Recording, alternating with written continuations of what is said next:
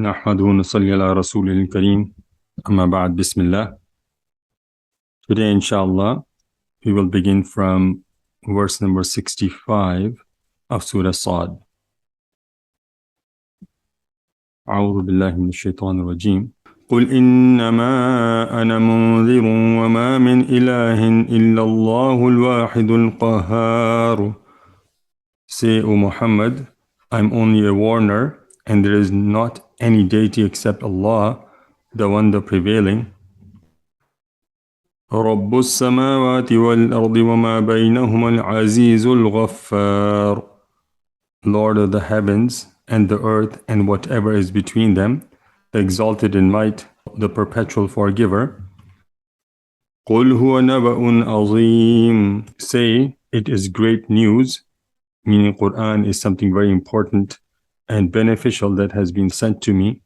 أنتم عنه معرضون, from which you turn away. ما كان لي من علم بالملأ الأعلى إذ يختصمون. I had no knowledge of the exalted assembly of angels when they were disputing the creation of Adam a.s. So recall, this surah started with the rejection of Nabi Sallallahu Alaihi Wasallam as a prophet by disbelievers. Allah subhanahu wa ta'ala then mentioned the fate of many past nations who faced punishment due to their disbelief. And then next, there is a sketch presented of believers enjoying the bounties and disbelievers suffering the moment. And now towards the end of the surah, in upcoming verses, Allah subhanahu wa ta'ala explicitly declares the prophethood of Nabi Sallallahu Alaihi Wasallam, that he is a warner who proclaims the oneness of Allah subhanahu wa ta'ala and is passing on the true message of the Quran. Bil Mala'il A'la refers to Malaika, the angels, and Yakhtasimun means Yatajadaluna fi sha'ni khalqi Adam alayhi salam, arguing in the matter of creation of Adam alayhi salam. And notice the use of the word ikhtisam, and it literally means to dispute or argue, but that is not the nature of angels. They don't argue, they hear and they obey. So how do you make sense of this word in the context of angels? One way to understand it is that their line of questioning to Allah subhanahu wa ta'ala was similar to how we see young kids who are curious when they are listening to a story. The more they learn about events unfolding a plot, the more intrigued they get and they ask more questions. Angels were also curious about this new creation of Allah subhanahu wa ta'ala. And as they learned more about Allah subhanahu wa ta'ala's plan, they became more direct in questioning to quench their curiosity. إِن يُوحَىٰ إِلَيَّ إِلَّا أَنَّمَا أَنَا نَذِيرٌ مُبِينٌ. It has not been revealed to me except that I'm a clear warner. Allah subhanahu wa ta'ala is advising Nabi Sallallahu Alaihi Wasallam here to have the disbelievers reflect on the unique information he's sharing with them. And this is in reference to the discussion among angels at the time of creation of Adam alayhi salam. How is it possible for anyone to share such conversation among angels that is occurring in heavens and that occurred many, many thousands of years ago? This is indeed a proof of prophethood of Nabi Sallallahu Alaihi Wasallam, that he has disclosed information on various subjects that could not be discovered by humans at that time, except through a divine revelation. And there are many such examples in Quran. Let's take a look at a couple of them. The first one comes from the information shared in Quran about embryology, which is how the growth occurs in the womb of mothers. So the medical research at the time of Nabi Sallallahu Alaihi Wasallam was not advanced enough to identify the stages of fetal growth from a sperm drop to a full human body. But Quran gives a description of this fact. So in Surah Mu'minun, verses 12 to 14, Allah subhanahu wa ta'ala says, وَلَقَدْ خَلَقْنَا الْإِنسَانَ مِنْ سُلَالَةٍ مِنْ طِينٍ. And certainly did we create man from an extract of clay. ثُمَّ جَعَلْنَاهُ نُطْفَةً فِي قَرَارٍ مَكِينٍ. Then we placed him as a sperm drop in a firm lodging. ثم خلقنا النطفة علقة فخلقنا العلقة مضغة فخلقنا المضغة عظاما فكسونا العظام لحما ثم أنشأناه خلقا آخر فتبارك الله أحسن الخالقين. Then we made the sperm drop into a clinging clot, and we made the clot into a lump of flesh, and we made from the lump bones, and we covered the bones with flesh. Then we developed him into another creation. So blessed is Allah, the best of creators. Subhanallah, look at how the different stages of embryonic development are described here, and the steps that we have now discovered to be correct. And back then, it was revealed to Nabi Sallallahu Alaihi Wasallam how these stages occur in human body. And of course, no one knew about it. The medical research, medical science back then was not advanced enough to understand the internal development inside a mother's womb. Another example of information revealed in Quran that was beyond the understanding of people at that time is the description of a sky as a barrier of protection for Earth. We now know that atmosphere makes any meteor or celestial body to burn before it reaches the surface of the Earth. So it acts as a barrier of protection. And similarly, the ozone layer around the Earth blocks harmful radiations of sun from reaching the surface of Earth. And in Surah Anbiya, verse 32, Allah subhanahu wa ta'ala says, وَجَعَلْنَا السَّمَاءَ سَقْفًا مَحْفُوظًا وَهُمْ عَنْ آيَاتِهَا مُعْرِضُونَ. And we made the sky a protected ceiling, but they from its signs are turning away. And indeed, Quran is filled with many more events and amazing secrets that are unknown to the world. And it is only through a sincere reflection that a person, Muslim or otherwise, can appreciate the divine nature of this book and grasp the true message, as it comes in Surah Muhammad, verse 24, أَفَلَا يَتَدَبَّرُونَ الْقُرْآنَ أَمْ عَلَى قُلُوبٍ أَقْفَالُهَا. Then do they not reflect upon the Quran, or are there locks upon their hearts? So we make dua to Allah subhanahu wa ta'ala, Allahumma allimna al-hikmata wa ta'wil al-kitabi wa faqihna fi ad-din. Oh Allah, teach us wisdom and correct interpretation of Quran, and grant us the true understanding of the religion of Islam. Ameen. إِذْ قَالَ رَبُّكَ لِلْمَلَائِكَةِ إِنِّي خَالِقٌ بَشَرًا مِّن طِينٍ. So mention when your Lord said to the angels, indeed, I'm going to create a human being from clay. In the previous verses, there was a reference to an argument among angels. And from this verse onwards, Allah subhanahu wa ta'ala describes what was the topic of discussion among angels. It was the creation of Adam alayhi salam. The concern that angels had about this creation was the placement of Adam alayhi salam and humans on earth. And this information, of course, would not be known to anyone unless it was revealed. Hence, it becomes a proof of a divine revelation coming to Nabi Sallallahu Alaihi Wasallam. Allah subhanahu wa ta'ala mentioned this incident at multiple places in Quran, which tells us about the importance of that event. In Surah Baqarah, as an example, Surah A'raf, Surah Hijr, Surah Isra, Surah Kahf, and now in Surah Sad.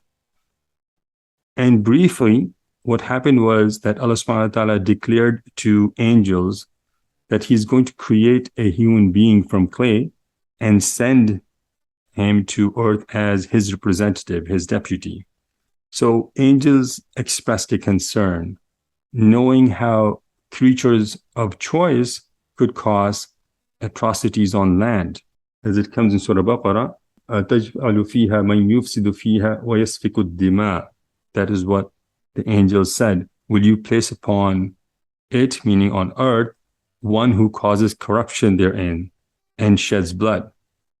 But Allah subhanahu wa ta'ala, in His wisdom and knowledge, not only created Adam and Islam, but also established His superiority by asking angels to prostrate him, as it comes in the next few verses. فَإِذَا سَوَّيْتُهُ وَنَفَخْتُ فِيهِ مِنْ رُوحِي فَقَعُوا لَهُ سَاجِدِينَ. So when I have proportioned him and breathed into him of my created soul, then fall down to him in prostration. So سَوَّيْتُهُ means خَلَقْتُ جَسَدَهُ كَامِلًا مُتَنَاسِقَ الْأَعْضَاءِ. I created his body in a complete and proportional manner. And min ruhi had been described in a couple of ways. One could be min al-ruhi alladhi amlikahu wa la yamlikuhu ghayri. That from the ruh that only Allah subhanahu wa ta'ala has power to blow into a body and no one else has that power. Or min qudrati, meaning I blew the soul through my power. And sajidin means sujuda tahiyyatin wa ikramin, la sujuda ibadatin wa ta'zimin. So this was a prostration of greeting and honor, and not a prostration of worship and veneration, which is only to Allah subhanahu wa ta'ala. So what did the malaika do at that point? فَسَجَدَ الْمَلَائِكَةُ كُلُّهُمْ أَجْمَعُونَ. So the angels prostrated, all of them entirely. إِلَّا إِبْلِيسَ اسْتَكْبَرَ وَكَانَ مِنَ الْكَافِرِينَ. Except Iblis, he was arrogant and became among the disbelievers. All angels prostrated to Adam alayhi salam as commanded by Allah subhanahu wa ta'ala, but Iblis decided not to. And remember, Iblis was a jinn and not an angel. So angels have no choice but to obey. However, both humans and jinns have been given a choice to either obey or disobey Allah subhanahu wa ta'ala. So in this case, Iblis decided to disobey Allah subhanahu wa ta'ala. Allah subhanahu wa ta'ala then questions him why he disobeyed. قال يا إبليس ما منعك أن تسجد لما خلقت بيدي أستكبرت أم كنت من العالين. Allah subhanahu wa ta'ala said, O Iblis, what prevented you from prostrating to that which I created with my hands? Were you arrogant then, or were you already among the haughty? Allah subhanahu wa ta'ala asked Iblis to explain why he did not prostrate as commanded. And notice what Allah subhanahu wa ta'ala mentions as the most likely culprit of disobedience. It is the arrogance. And of course, Allah subhanahu wa ta'ala knew the reason, but he wanted to give Iblis a chance to explain himself. The word biyadai also requires some attention in this verse. Literally, it means my hands, that is the hands of Allah subhanahu wa ta'ala. And we know when it comes to the physical attributes of Allah subhanahu wa ta'ala mentioned in the Quran, like the hands of Allah subhanahu wa ta'ala or his chair, scholars have generally taken one of three positions. The first position is that there is indeed an attribute of Allah subhanahu wa ta'ala, but its nature is unknown. For example, Allah subhanahu wa ta'ala has a hand, but it is not necessarily referring to a limb like humans. Rather, we are not aware of its true nature. So that's one interpretation. The second interpretation is that such references present qualities of Allah subhanahu wa ta'ala. For example, Allah subhanahu wa ta'ala's hand signifies his might and his power. And then there's a third opinion, which is to exercise tawaqquf in such matters, meaning that we should remain silent and should abstain from any interpretation of these expressions, with the understanding that only Allah subhanahu wa ta'ala knows their precise meanings. Coming back to the verse, Allah subhanahu wa ta'ala asked Shaitan, Iblis, why did he not prostrate? So what did Shaitan say? قَالَ أَنَا خَيْرٌ مِّنْهُ خَلَقْتَنِي مِن نَارٍ وَخَلَقْتَهُ مِن طِينٍ. He said, I am better than him. You created me from fire and created him from clay. Notice what Iblis did to explain himself. Not only did he clearly stated his superiority out of his arrogance, but he also used his own logic, his reasoning, his rationale to justify his action that I am superior because I'm made from fire and fire is superior from clay. That was his logic. And let's put this verse in the context of our lives as well. Why do we disobey Allah subhanahu wa ta'ala? Is it not the same reason as Iblis? Isn't it arrogance? We defy the commands of Allah subhanahu wa ta'ala because we think we know better. And we also follow exactly what shaitan did. We use logic and reasoning to justify our actions. As an example, if you ask someone today, why do you put money in a bank and take interest riba on your savings? He will say, it is not riba, it is actually a profit that is being shared with me. And although that is completely incorrect, absurd, again, this is what people say out of their own reasoning. Another example could be when you see people buying lottery tickets, which is a form of gambling and clearly prohibited. But when you ask them, why are you partaking in gambling?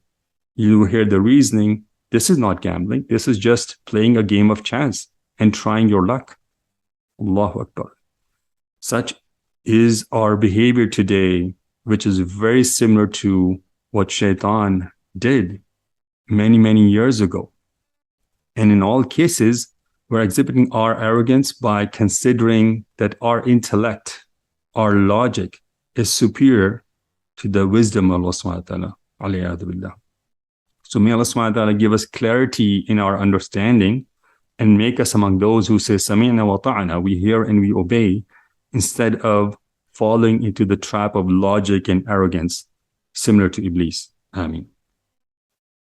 قَالَ فَخْرُجْ مِنْهَا فَإِنَّكَ رَجِيمٌ. Allah subhanahu wa ta'ala said, then get out of paradise, for indeed you are expelled. Rajim means marjumun matrudun min rahmatillah, expelled from the mercy of Allah subhanahu wa ta'ala. And now we learn about the worst possible outcome for shaitan, that he was not only expelled from paradise, but he was deprived of the mercy of Allah subhanahu wa ta'ala forever.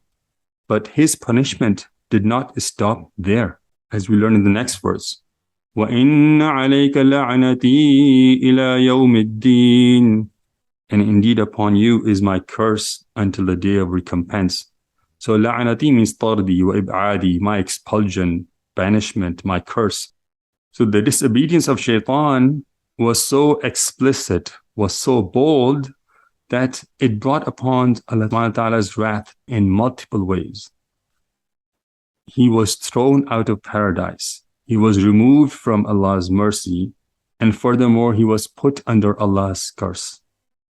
If you translate this scenario to our situation today, you can notice a very similar pattern of punishment for people who disobey Allah subhanahu wa ta'ala. First, they lose the blessings they are enjoying from Allah subhanahu wa ta'ala, just like how shaitan was expelled from paradise, which is the ultimate form of blessing. And then they do not get any help, any support from Allah subhanahu wa ta'ala in their works, similar to how shaitan has been deprived of Allah subhanahu wa ta'ala's mercy. And finally, such people of disobedience experience hardships in their lives, and they end up chasing frivolous and meaningless goals in this world, similar to how shaitan has been cursed forever, and now he has determined that his primary goal on earth is to misguide others until end of time. Allahu Akbar. Such is the similarity in our behavior today when we disobey Allah subhanahu wa ta'ala, and what we experience and what shaitan did and what he got from Allah subhanahu wa ta'ala's punishment. And this is indeed a point of reflection for us in our daily lives. And another thing to consider is that in the case of shaitan, Allah subhanahu wa ta'ala has settled the matter already for him. He has been given a reprieve until the day of judgment, but Allah subhanahu wa ta'ala has guaranteed that he will be entering hellfire in the hereafter. In our case, Allah subhanahu wa ta'ala has left the door of forgiveness open for us until the last moments of our life. But why wait for that moment? Why not ask for forgiveness today? Why not wake up today and leave our life of sin and disobedience? Why not choose the path of ease and help from Allah subhanahu wa ta'ala instead of the path of hardship and misery?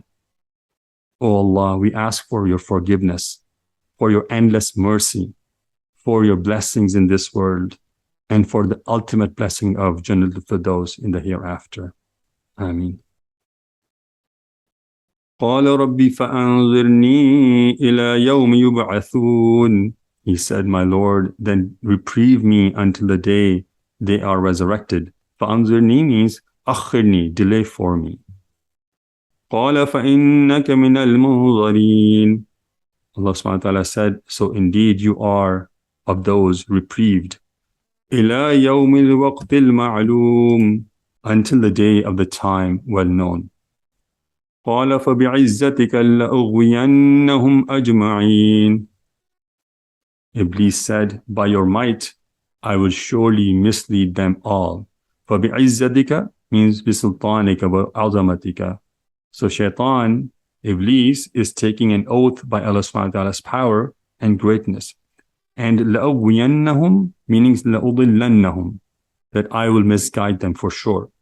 Look at the audacity, the arrogance, and the evil of Iblis. Once he knew he is safe from destruction until the end of judgment, he rebelled even further and made a vow to misguide everyone else. إِلَّا عِبَادَكَ مِنْهُمُ الْمُخْلَصِينَ, except among them your chosen servants. So al-mukhlasin means الَّذِينَ أَخْلَصْتَهُمْ وَاصْطَفَيْتَهُمْ لِعِبَادَتِكَ, those people whom you have saved and chosen for your worship. So even Iblis knows his limits. First, he acknowledged Allah subhanahu wa ta'ala's superiority by taking an oath upon Allah subhanahu wa ta'ala's majesty. And then he clearly understood that he cannot influence anyone who is under Allah's protection. As it comes in Surah Isra, verse 65, إِنَّ عِبَادِي لَيْسَ لَكَ عَلَيْهِمْ سُلْطَانٌ وَكَفَى بِرَبِّكَ وَكِيلًا. Indeed, there is for you no authority over my believing servants, and sufficient is your Lord as disposer of affairs. So what do we learn from this verse? We learn that we should not slack in seeking Allah's protection against Shaitan. Whoever gets protected from the evils of Shaitan, he has indeed been saved from the ultimate punishment of hellfire. And at this very moment, there should be only one question on our minds.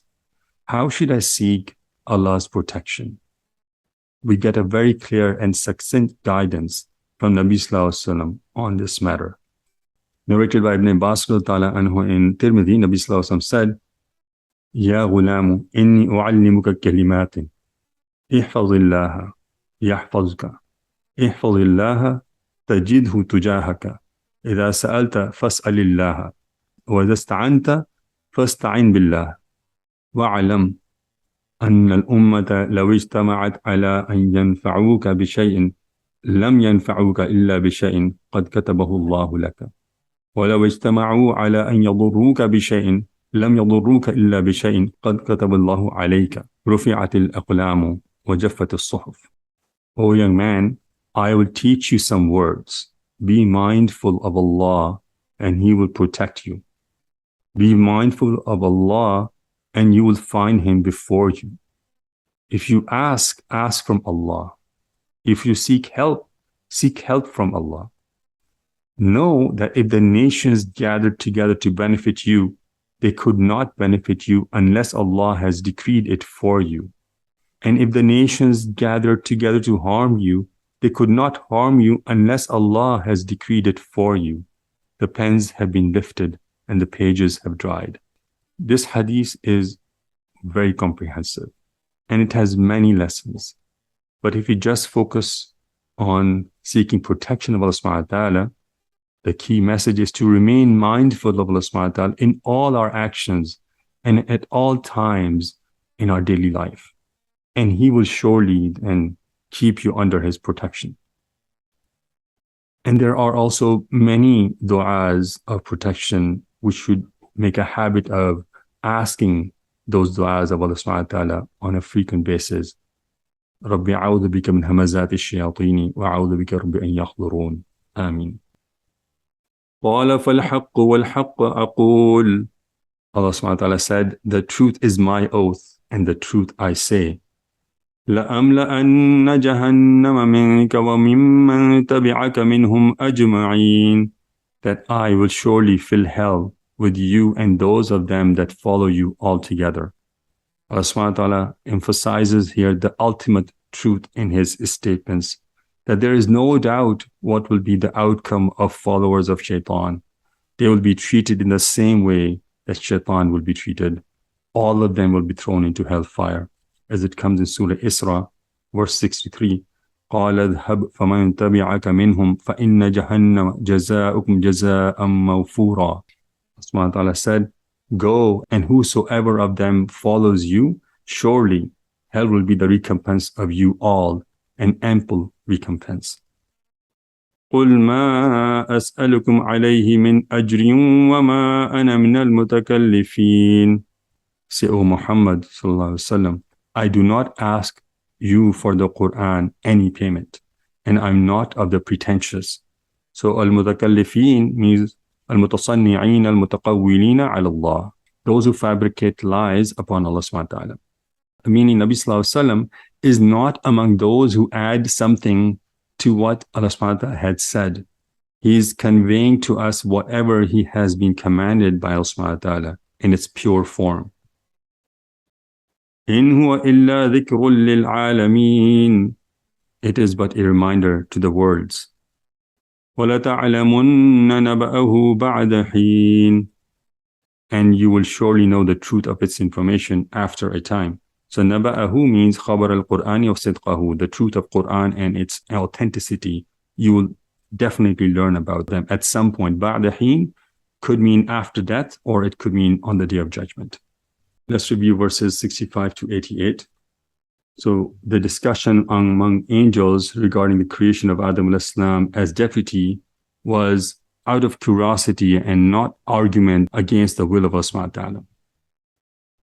And the Quran is a divine revelation, since it reveals information and describes events not known to mankind. Arrogance and faulty logic was at the core of disobedience of shaitan when he did not prostrate to Adam alayhi salam at the command of Allah subhanahu wa ta'ala.